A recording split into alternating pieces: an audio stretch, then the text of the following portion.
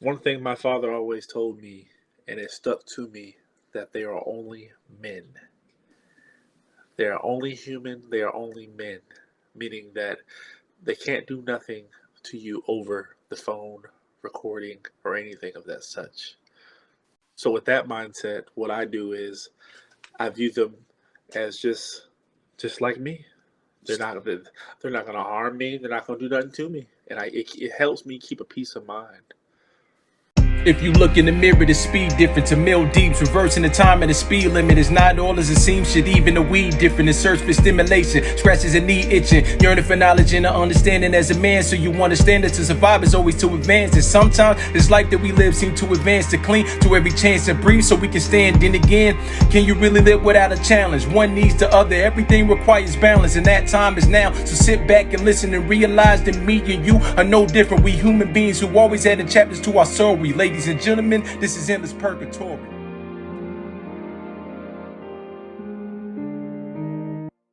So the purpose of this show is pretty much to get an idea of different individuals and their mindsets, other than my own. So with this episode, we're talking to Sanford. What's going on, Sanford? Hey, what's up, man? So in this episode, I want to talk about the purpose of being happy and what it means to be happy. But before we get into that, I want to get into who you are, Mr. Sanford. So, what do you what's something that you're into? What's something that you do? Well, I'm at what you call a computer expert. I currently work as a system admin at an unknown location, and you know, I'm a gamer, and I feel like I have a pretty boring life. Why do you feel like that? I feel like I'm about to say I'm a stay-at-home husband that works. Ain't nothing wrong with that. You still working. Still working, but that's pretty much all I do. I sometimes I cook, sometimes I clean, wash clothes. Yeah, that's pretty much the depth of a stay-at-home husband nowadays. I mean, there's always other things you could do, but at the same time, there's nothing really wrong with that. I mean, if you got that understanding with you and your partner, I mean, and y'all still work things out and things still getting taken care of, I mean, there's really nothing wrong with that. No, and you're absolutely correct. There's nothing wrong with that. I agree. Yeah. What are some of the side projects that you do while you're home besides the usual? Um,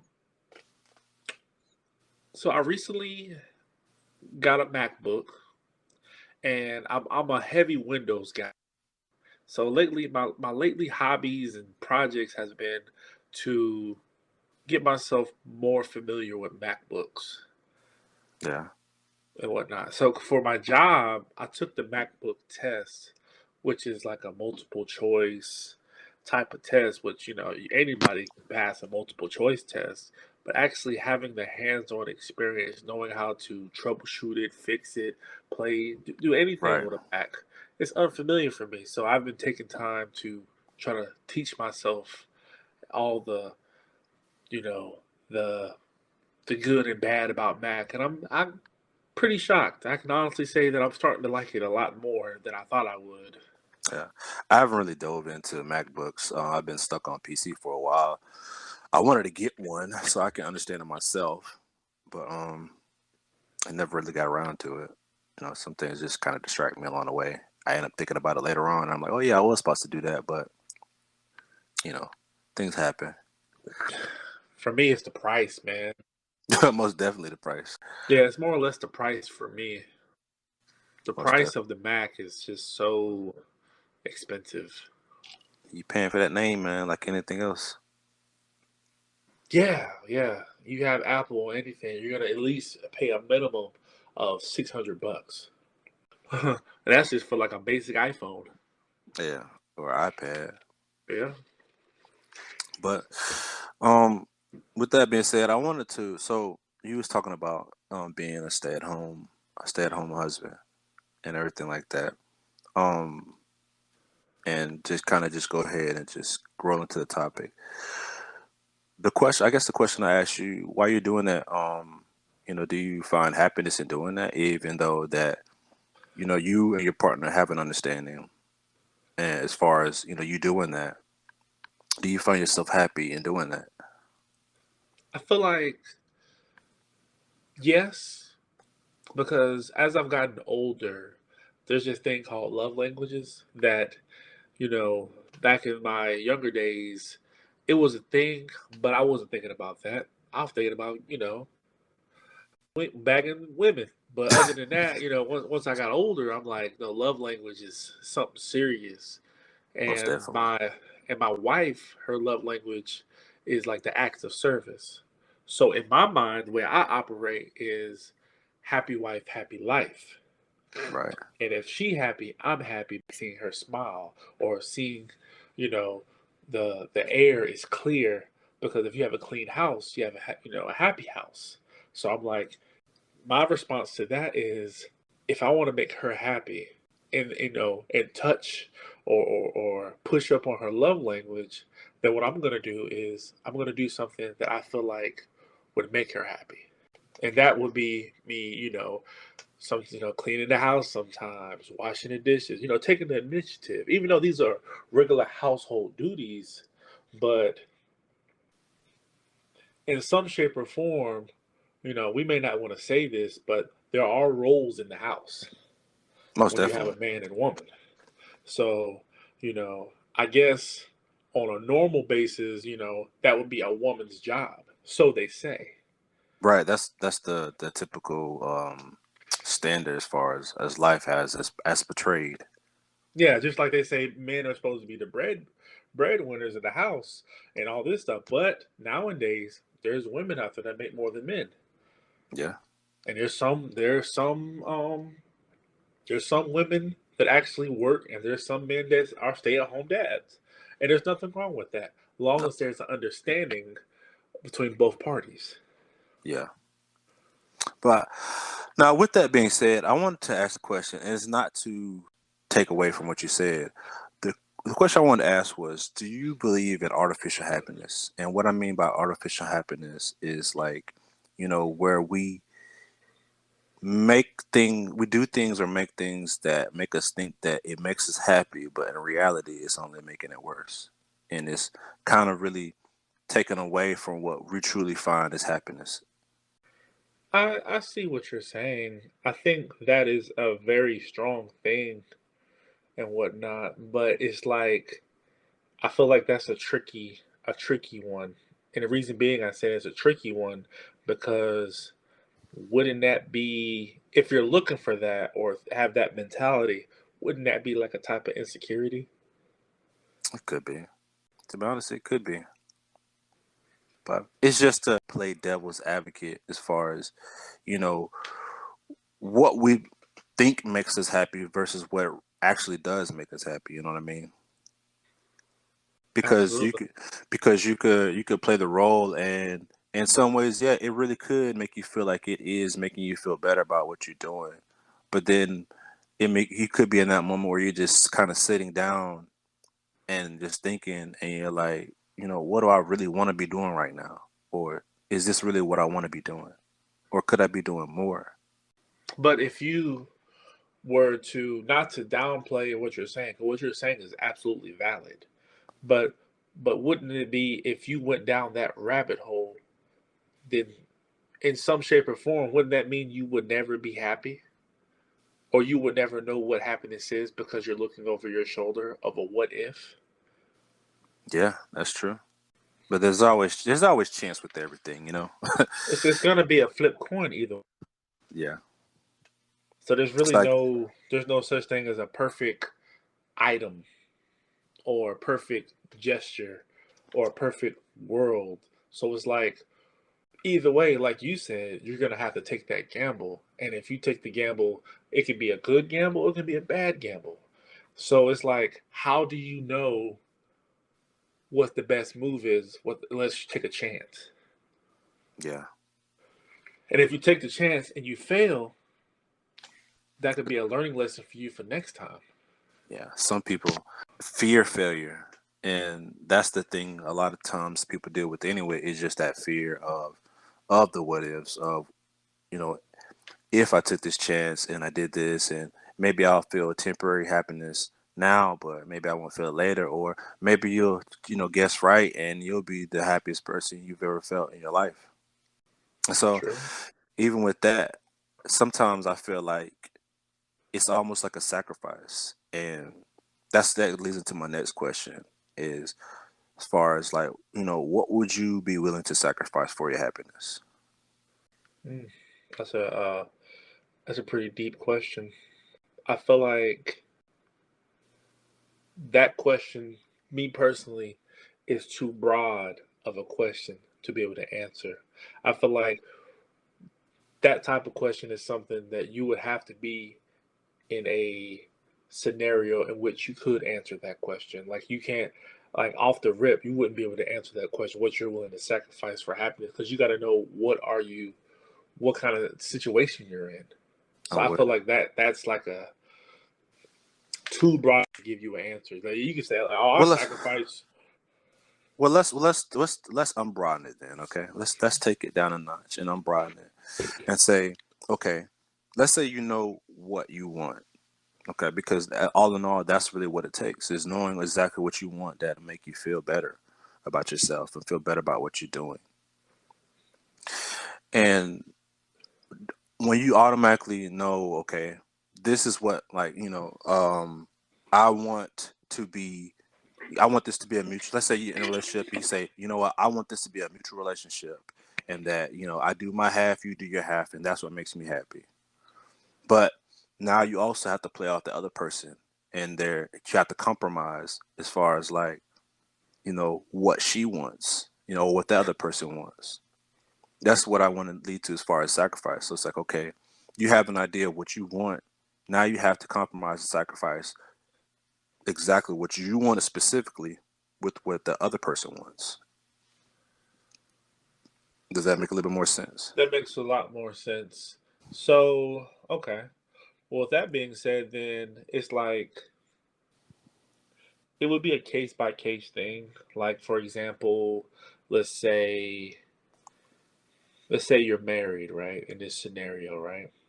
Hmm. And you have you and your wife, y'all have unique things that stands out that y'all like. You like for example, let's say if your significant other likes once a week, your significant other wants a milkshake. That's their go-to thing, right? Hmm. But like, let's say if they know you, let's say for you as the male, once a week you might want a back rub, but your partner doesn't like the back rub. Right. So if your partner doesn't like the back rub, are they willing to? Sacrifice how she feels to make you feel better. Yes. Now, from that perspective, that right there would be a sacrifice that would be needed to be made in order to balance out the party. Since they're willing to, because what happened? They don't even. What happened as you, as the man, you don't like have to go out and get a milkshake once a week. I was just about to say, and well, she don't like having to do a back rub. She do it because she love you, but at the end of the day, she like, man, I really don't want to be doing the back rub. But then you would be, let's say, if you were the woman and the man were to not bring you that milkshake that you're used to, then you're going to be upset. Or she could just So get up and go get her own. yeah, but what does the man do? What does the man do for the back rub? Does he get someone else to get to rub his back? That's the question. Cause now you created conflict is what I was leading into. Yeah, there would be a clash of in the house because only one partner will be happy and the other one will be left in the dust. Right. Like I said, that's why I was leading. That's why I was leading into that conflict, because do you have those situations all the time where at the beginning you both know what you want, you know what you want to do, but then you're gonna have those conflicts later on, and over time those conflicts are gonna start to become a problem. And somewhere along the line, someone's gonna be sitting there thinking like, man, like I wish things were the way they used to be, and now they're not. Or this is not the idea of what I thought things are going to be, and it's going in a way that I didn't have intended it to be that I wanted. That's why I wanted to lead to my next question. As far as, do you feel like being happy comes with a cost, and why? Depending on perspective and also the situation, there always going to be a cost because you're not going to find, you know how they say like opposites attract and all this stuff. Like you might have someone that y'all have like similar things that y'all like, but there's some relationships where y'all have like opposite things. Like let me throw an example out there. Like I can like watching anime, Hmm. but the other a partner can like watching dramas. So how do you do that halfway mark with that one? There has to be a compromise between both of y'all. She has to, you can say one day we watch anime, and then the next day we watch drama, or we'll go back and forth. I will watch an episode of anime, and then we'll watch an episode of a drama episode or whatever she wants to watch and stuff like that. But let's say, for example, your mind, what, I really don't feel like watching this, but I really rather be watching my show. And what if it's the same on her end also? I'm not trying to keep creating scenarios of conflict, but it's something that's a these are reality. these are valid things. Yeah, This actually happens. This is stuff that people don't really talk about. right. But I feel like it's on the level of the relationship because, for example, if you're married, Hmm. married most likely, I can't speak for some, but to me, married brings expectations. Most definitely. Like the A expectations. relationship can bring an expectation. I mean, even in a relationship, you can have an expectation of how you want things to go. Yeah, and that's true. You get a relationship, like there's levels to it. Definitely. Like what do you like the sacrifice levels to me are scaled depending on the level of the relationship. Yeah. So like so if you're dating, I think that's like tier one. Tier one, you could have like you have more room for error in tier one. And then let's say engaged. Engaged is like level two. You have a small little bit of room error because you're at that point. You should know you should know your partner's habit. You should at least not all the way, but gotten to the point where you're used to those habits. But once you're married, If then you're willing to deal with it. yes, by then if you're willing to deal with it, because if you're engaged, that means you're at that level where you're about to get married, but you're not married yet. But that's the whole level of the decision making. You're deciding on if that plan is going to be a reality. Yeah, yeah. If you feel like that, okay, if I get married, I'm gonna spend the rest of my life with this person, and I can accept or work or continue to work on these habits that we both have for life. But if at that level, you should know in which you know if you can handle it or not. That's like the point where that's the point of you can walk or you can stay. Yeah. And then once you're married, it's like, okay, you know your partner's habits and whatnot. It should be smooth sailing by then, ideally, because you've already went through the three steps. This you're on the third step, third strike. You know your partner. You know what your partner needs by then.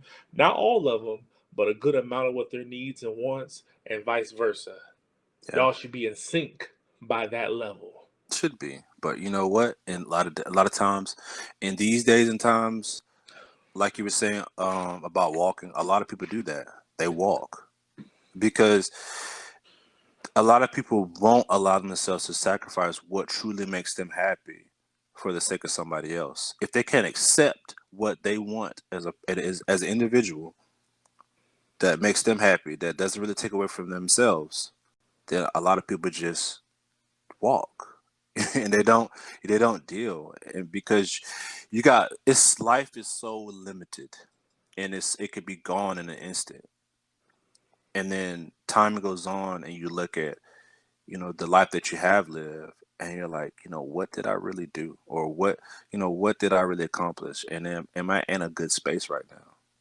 Am I in a good space for somebody else? Then you So, have these old school, old fashioned things in which if you bring kids, if there's kids before the marriage, oh yeah, that's a that traditional stuff went out the window a long time ago. I haven't seen a lot of people that still follow that, but no. It's nowadays, only it's to me. It's only stuff like that to me personally, unless it's your own values. Stuff like that only usually happens if you allow your parents or your parents' parents, your grandparents get involved with your marriage or your relationship. Then they'll put these old ideas. But what a lot of people don't think about or know is that these old fashioned marriages, they lasted so long because the of the they settled, they settled, and the man will be the breadwinner as always, and the woman will be take care of the house. stressed out, And that's missing all that hair. matters. She's stressed out. She sacrificed her whole life. She don't have no goals, no nothing really. She just all she knows is housewife. I want to make sure the house is clean and all that stuff. And them things you've seen your parents go through that, and then it goes tradition, tradition, and tradition. But now in our generation, people are walking away. And you can look and definitely tell that there's some happiness that's lost. My opinion of true happiness, I think that I will break it down into like tiers. I feel like for myself to be happy is when I can walk and talk with no regret. Like like I have no devil's advocate on my shoulder, and I feel like that I accomplished what I needed to accomplish during my lifestyle. Mm. That's my point of like of happiness. But as in for like a marriage or a relationship, for me, true happiness is when me and my partner have a strong understanding, be there for each other's needs, wants, and just a complete love package. Yeah, I'm not saying that it has to be perfect or anything. it's not gonna be. It's not. You're gonna argue. Argument is not always a bad thing because that means your partner has an opinion. That means she's willing to talk. I mean, what I've understood arguments is, everybody deals with their relationships, how they deal with it. Some are more argumentative, some are more, dealt with other ways. The way I've understood argument is that at least we're talking. It doesn't have to get out of control, but at least we're talking. Now, if you get to a point where that person just is done talking and there's nothing I said, man, it's going downhill. If the person's still willing to go back and forth with you, there's something still there. Yeah, there's levels to that too. It can go beyond the argument, Yeah. but I guess it also takes your maturity level in order to keep yourself from going past that point, that threshold, Yeah. because But that threshold is it's easier said than done. yeah, it's definitely case by case. I'm not saying that, every relationship or every situation has to have an argument or needs to have an argument. But what I'm saying is that if the way y'all talk is how y'all communicate, as long as there's an understanding at the end of the day, it should be fine. As long as it doesn't get too out of hand to the point where, there's things getting, just it just gets chaotic for no reason. That's what I'm saying. One thing that I forgot who said it, but it stuck to me for years in my past relationships. And I told myself that I would live by this. I never want to go to bed mad. Yeah. That's one thing. And that's hard to do. You're like, I was just you, about to say that's it's really hard. It's really hard to do sometimes because you want to just be like, man, whatever. Now I'll wake up in a different mood, but because if you wake sometimes, up mad, that thing's already too far too gone. yeah, But I I feel like I don't want to go to bed mad. So to give like a briefing of like a therapist has once told me that a respectable conversation, if y'all have a disagreement and a person needs time to gather their thoughts, it should not take a whole day. And that's a hard thing to say, but it should not take a whole day because sometimes a whole day you might forget. And if you forget, that whole situation will get worse because that means that if you forgot, then your partner might feel like that you don't even care. True, true. It's definitely timing with that because some people may feel like they need to process their thoughts, like because some people take like if you said something right away, they're gonna automatically understand that okay, that's really how you feel. That initial thing that you just said, that's honestly how you felt, and it may Yep. come off. You might not think about how you said it, and it may come off in a way like, oh, damn, I didn't mean to say it like that. And but that's what they understand. That's what they take, and it's gone, and you can never get it back. But like you said, like your therapist said, also, it's like you don't want to take too long at the same time. So it's like, how do you know when to how do before you get to a point where your person feels like you just don't care? How do you get to a point where you can process everything and then say what you need to say, how it needs to be said, without it coming off and just completely just obliterating the whole situation? My therapist had told me that a minimum 30 minutes, a maximum an hour. Whew. That's tough. But it's like I guess it depends on person to person.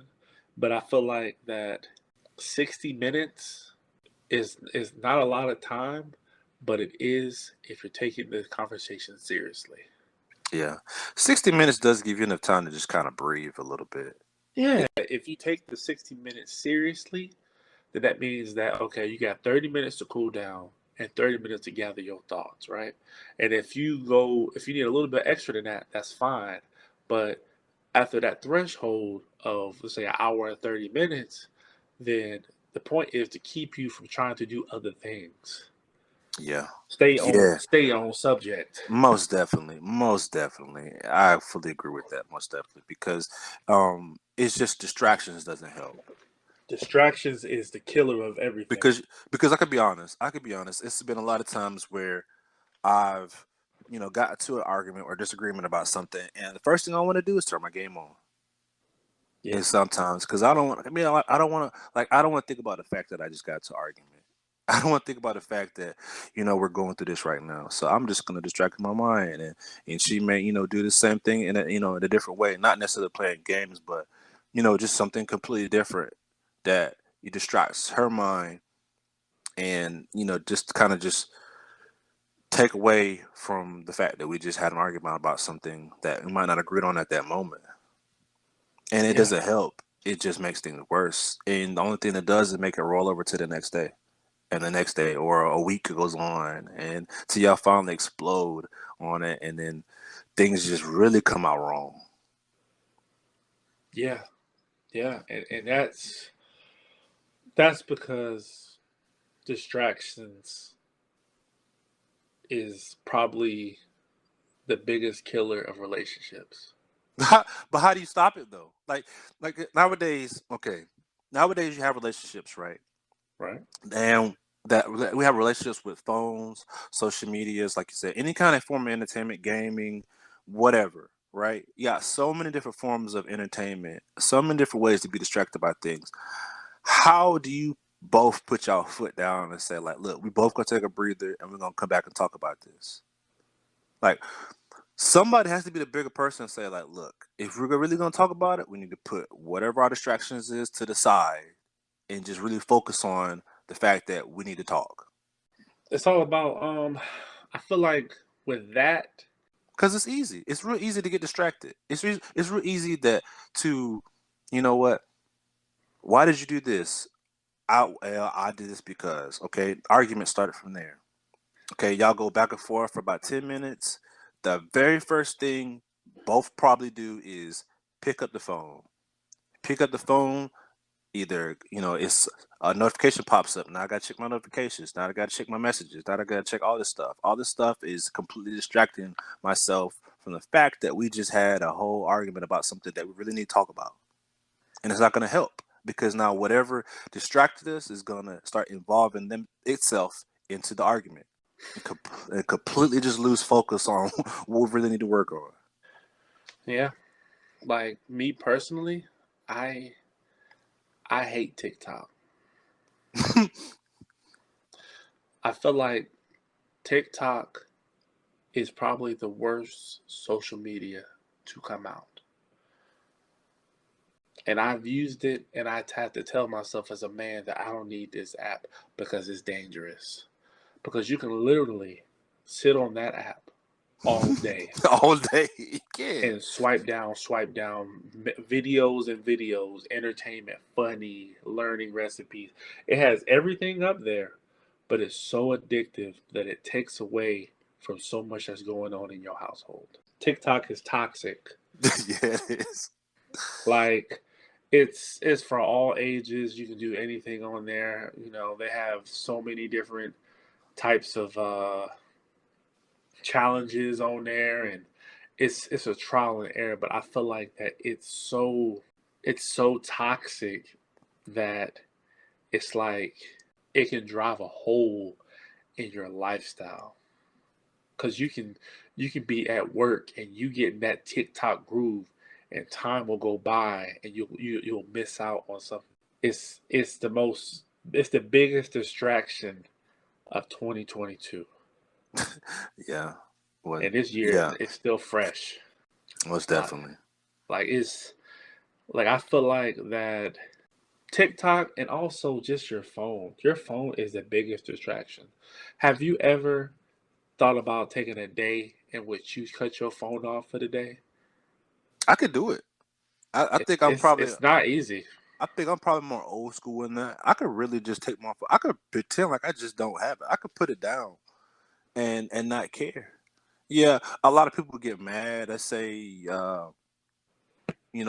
people that may, be like, man, I've been calling you or I've been texting you. And it's like, for me, I don't mind having that kind of break. I don't mind having that free spirit of just not being distracted by anything. I actually truly enjoy that. Like I'm the type of person like I wouldn't mind just driving to the beach and just sitting there. As cold as it is, I would not mind just going to the beach and just sitting there and just hearing waves. Doesn't bother me. I don't even need my phone. I could take a straight drive. I know where I'm going. I don't need it. But some people, are so like their phone is embedded in their DNA or their whatever their vice is. Their whether it be the gaming or whatever helps them distract themselves from reality is tied to their DNA and they can't live without it. Yeah, And not knowing that that's probably causing a lot of problems in and things that's going on and what probably truly takes away from their own happiness without even knowing. yeah, Because they probably think they're happy. They probably think that what they're doing is giving them true happiness and making them feel good, and that it's only giving you that moment of feeling good. But then you got to stop what you're doing and go back to reality. If you can't deal with reality, if you can't get distracted, if you have to get distracted to find some happiness, and because you don't want to deal with reality, and reality is that tough, then you really got some work. absolutely. I agree 110%. You do. And I seen recently there was a news ad how much money Mark Zuckerberg had lost because one day or a few weeks that a lot of people took a break from social media. Are you talking about that when they blacked out for a little bit? Nah, it wasn't even that. It was people saying, you know how some people they be like, I'm just gonna get off social media for like a little bit. Hmm. A lot of people are doing that, and when social media, when Facebook, if you don't use Facebook, Instagram, and stuff like that, if you don't use it, like if you sign off for a day or a week, he loses money. He gets money per use. Yeah. So if more and more people were getting off social media, he would lose a lot. He lost a lot of money. He lost billions in one day. Well, that lets you know how much he's making in a day. Yeah, he's making a lot of money. He's making a lot of money because of people are sharing their life. Because you remember, Facebook used to be a private. You had to get an invite. Yeah, I remember that. But then he realized how much money he could make if he opened the doors up. That was his soft launch. And then he opened it up. Now we got this whole NFT thing that's blowing up. I still don't even understand what it is. I have it because I allow myself to get so detached from certain things. That's why I come to you for a lot of stuff. I'm like, what's going on? What's this? What's that? Because I just don't care. It's the next big thing. It's like something with the metaverse. What they're trying to do is, since the metaverse has been announced and it's a thing, which you create your avatar, you can jump into a virtual world and you can live your best life. And as technology gets better, and it's gonna become a real thing. People are gonna use that as an escape. If we think TikTok is bad, wait until this metaverse gets fully unveiled. Fully, it's gonna cause problems. People are going to get married, have their whole life, do business, work meetings, everything from the metaverse, Mm.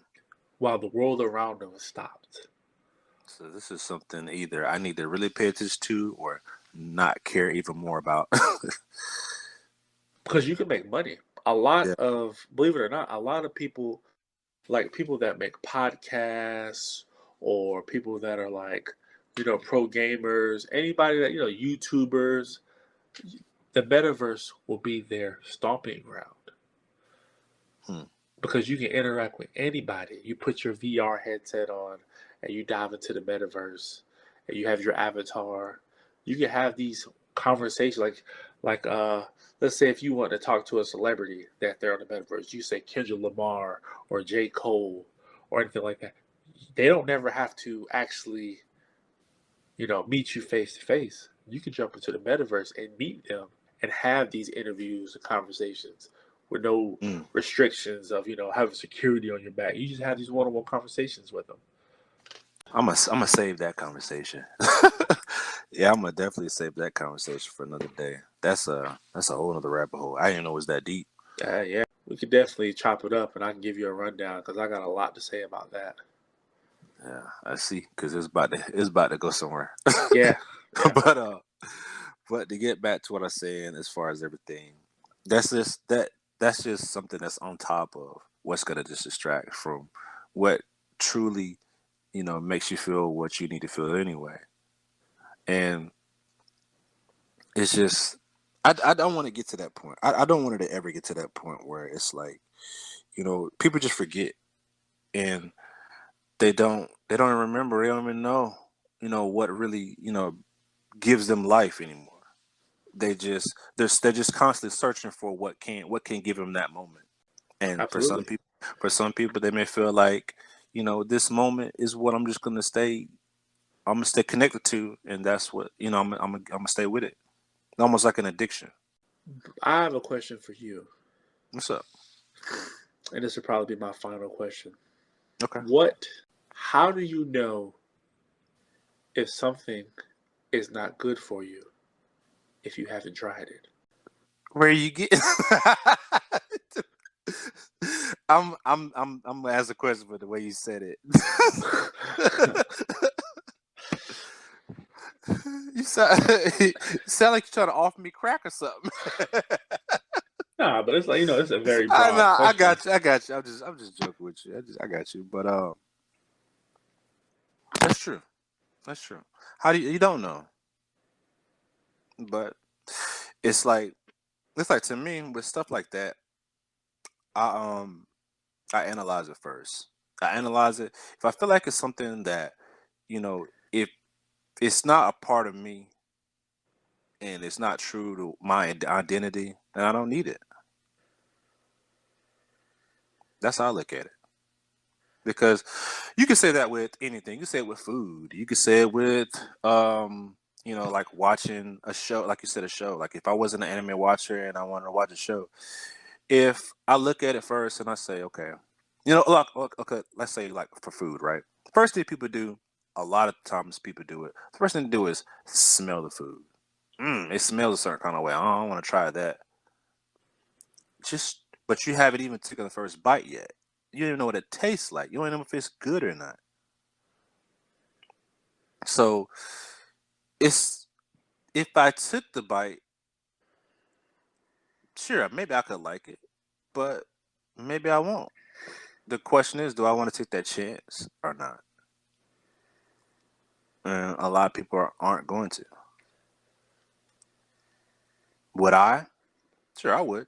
I'm open. I've open mind. But that answer, I feel like that question applies to people that have a closed mindset. I'm open to try anything except crack, or any kind of illegal substance that would completely just take away from my own personality. And that's just how I look at it. If it takes away from who I am, I don't want it. But how do you know it? You wouldn't know it until you tried it yourself, right? I mean, there's a lot of examples. Like, do you feel like that you're a daredevil? No, far from it. Far from it. I only do that with food. That's just because I love eating. I have I have a mindset in my life that that there are gonna be chances. I may not like the odds, but I would take that chance because I I enjoy the company. I enjoy being with somebody. I enjoy interacting with somebody. So I'll try.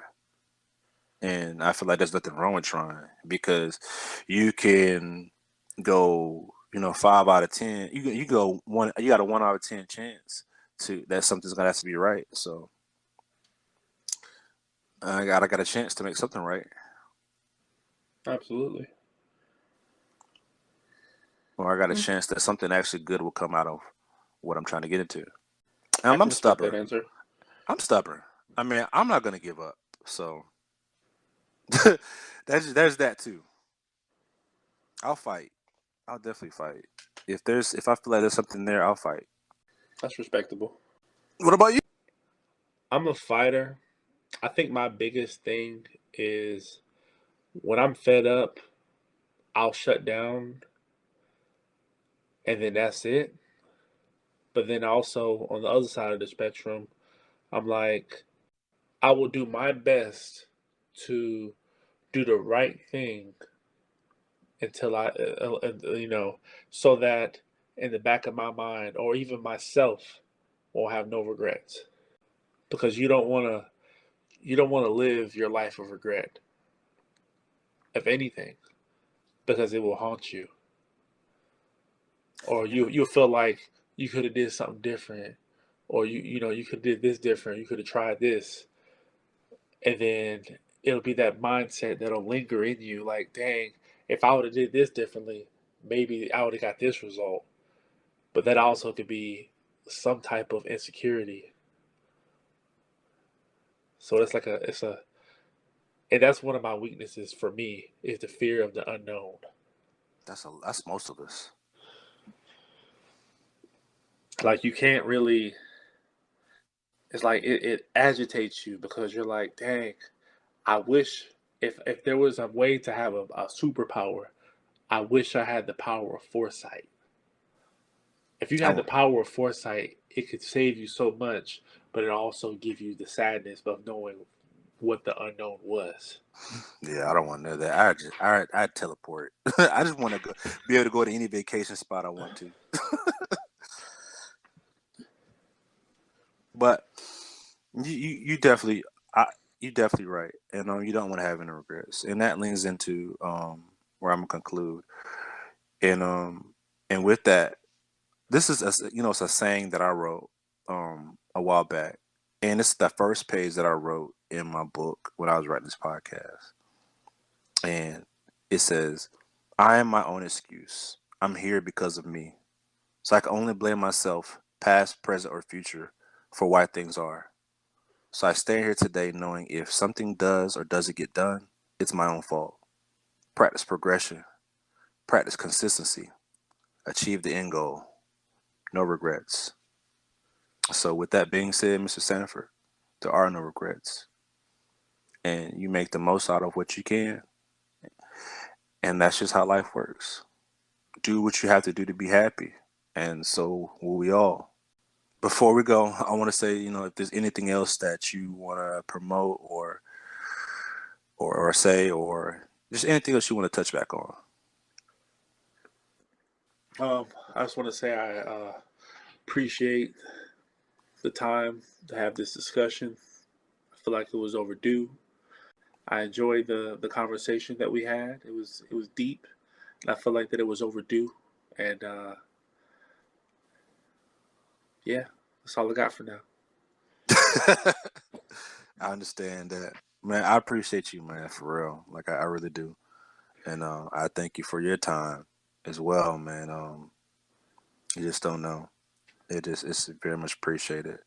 And I'm always humble, the people that actually do take the time to, want to sit down and talk, and just give and I use that as an opportunity to give people a floor, for their own voice, because people just have so much to say, but they keep it to themselves, they keep it bottled up, and you know, I understand that, and sometimes you really just need to get it out, and sometimes just getting it out could relate to somebody else, and have them sit back like, what, I was feeling the same thing. I didn't look at it that way, or that person has the same perspective that I value, and that's just the end goal for me.